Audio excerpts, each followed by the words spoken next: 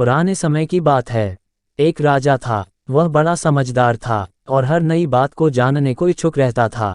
उसके महल के आंगन में एक बकौली का पेड़ था। रात को रोज नियम से एक पक्षी उस पेड़ पर आकर बैठता और रात के चारों पहरों के लिए अलग अलग 4 तरह की बातें कहा करता। पहले पहर में कहता, किस मुख दूध पिलाऊं, किस मुख दूध पिलाऊं। दूसरा पहर लगते बोलता, ऐसा कहूं न दीख, ऐसा कहूं न दीख। जब तीसरा पहर आता तो कहने लगता, अब हम कर बुका, अब हम कर बुका। जब चौथा पहर शुरू होता तो वह कहता, सब बम्मन मर जाएं, सब बम्मन मर जाएं। राजा रोज रात को जागकर पक्षी के मुख से चारों पहरों की 4 अलग अलग बातें सुनता। सोचता, पक्षी क्या कहता, पर उसकी समझ में कुछ न आता। राजा की चिंता बढ़ती गई। जब वह उसका अर्थ निकालने में असफल रहा तो हार कर उसने अपने पुरोहित को बुलाया, उसे सब हाल सुनाया और उससे पक्षी के प्रश्नों का उत्तर पूछा। पुरोहित भी एक साथ उत्तर नहीं दे सका। उसने कुछ समय की मुहलत मांगी और चिंतित होकर घर चला आया। उसके सिर में राजा की पूछी गई चारों बातें बराबर चक्कर काटती रहीं। वह बहुतेरा सोचता, पर उसे कोई जवाब न सूझता। अपने पति को हैरान देखकर ब्राह्मणी ने पूछा, तुम इतने परेशान क्यों दिखते हो? मुझे बताओ, बात क्या है? ब्राह्मण ने कहा, क्या बताऊं, एक बड़ी ही कठिन समस्या मेरे सामने आ खड़ी हुई है। राजा के महल का जो आंगन है, वहां रोज रात को एक पक्षी आता है और चारों पहरों में नित्य नियम से 4 अलग अलग बातें कहता है। राजा पक्षी की उन बातों का मतलब नहीं समझा, तो उसने मुझसे उनका मतलब पूछा, पर पक्षी की पहेलियां मेरी समझ में भी नहीं आती। राजा को जाकर क्या जवाब दूं? बस इसी उधेड़ बुन में हूं। ब्राह्मणी बोली, पक्षी कहता क्या है, जरा मुझे भी सुनाओ। ब्राह्मणी ने चारों पहरों की चारों बातें कह सुनाई। सुनकर ब्राह्मणी बोली, वाह, ये कौन कठिन बात है, इसका उत्तर तो मैं दे सकती हूँ।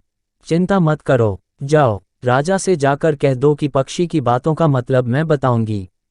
ब्राह्मण राजा के महल में गया और बोला, महाराज, आप जो पक्षी के प्रश्नों के उत्तर जानना चाहते हैं, उनको मेरी स्त्री बता सकती है। पुरोहित की बात सुनकर राजा ने उसकी स्त्री को बुलाने के लिए पालकी भेजी। ब्राह्मणी आ गई। राजा रानी ने उसे आदर से बिठाया। रात हुई तो पहले पहर पक्षी बोला, किस मुख दूध पिलाऊं, किस मुख दूध पिलाऊं। राजा ने कहा, पंडितानी, सुन रही हो पक्षी क्या बोलता है? वह बोली, हाँ महाराज, सुन रही हूँ। वह अधकट बात कहता है। राजा ने पूछा, अधकट बात कैसी? पंडितानी ने उत्तर दिया, राजन सुनो, पूरी बात इस प्रकार है। लंका में रावण भयो 20 भुजा 10 शीश। माता ओ की जा कहे, किस मुख दूध पिलाऊं, किस मुख दूध पिलाऊं। लंका में रावण ने जन्म लिया है। उसकी 20 भुजाएं हैं और 10 शीश हैं। उसकी माता कहती है कि उसे उसके कौन से मुख से दूध पिलाऊं। राज बोला, बहुत ठीक, बहुत ठीक, तुमने सही अर्थ लगा लिया।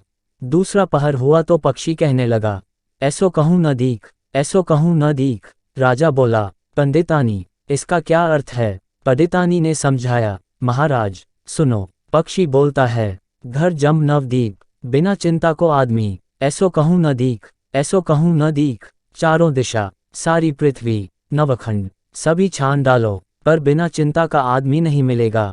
मनुष्य को कोई न कोई चिंता हर समय लगी ही रहती है। कहिए महाराज, सच है या नहीं? राजा बोला, तुम ठीक कहती हो। तीसरा पहर लगा तो पक्षी ने रोज की तरह अपनी बात को दोहराया, अब हम कर बुका, अब हम कर बुका। ब्राह्मणी राजा से बोली, महाराज, इसका मर्म भी मैं आपको बतला देती हूँ। सुनिए, 5 वर्ष की कन्या साठे दई ब्याह, बैठी करम बिसुरती, अब हम कर बुका, अब हम कर बुका। 5 वर्ष की कन्या को 60 वर्ष के बूढ़े के गले बांध दो, तो बेचारी अपना करम पीट कर यही कहेगी, अब हम कर बुका, अब हम कर बुका। सही है न महाराज? राजा बोला, पंडितानी, तुम्हारी यह बात भी सही लगी। चौथा पहर हुआ तो पक्षी ने चोंच खोली, सब बम्मन मर जाएं, सब बम्मन मर जाएं। तभी राज ने ब्राह्मणी से कहा, सुनो पंडितानी, पक्षी जो कुछ कह रहा है, क्या वह उचित है? ब्राह्मणी मुस्काए और कहने लगी, महाराज, मैंने पहले ही कहा है कि पक्षी अधकट बात कहता है। वह तो ऐसे सब ब्राह्मणों के मरने की बात कहता है। विश्वासंगत जो करें, सुरा मांस जो खाएं, बिना सपरे भोजन करें, वह सब बम्मन मर जाएं, वह सब बम्मन मर जाएं। जो ब्राह्मण वेश्या की संगति करते हैं, सुरा और मांस का सेवन करते हैं, और बिना स्नान किए भोजन करते हैं। ऐसे सब ब्राह्मणों का मर जाना ही उचित है। अब बोलिए, पक्षी का कहना ठीक है या नहीं? राजा ने कहा, तुम्हारी चारों बातें 52 तोला पाव रत्ती ठीक लगीं, तुम्हारी बुद्धि धन्य है। राजा रानी ने उसको बढ़िया कपड़े और गहने देकर मान सम्मान से विदा किया।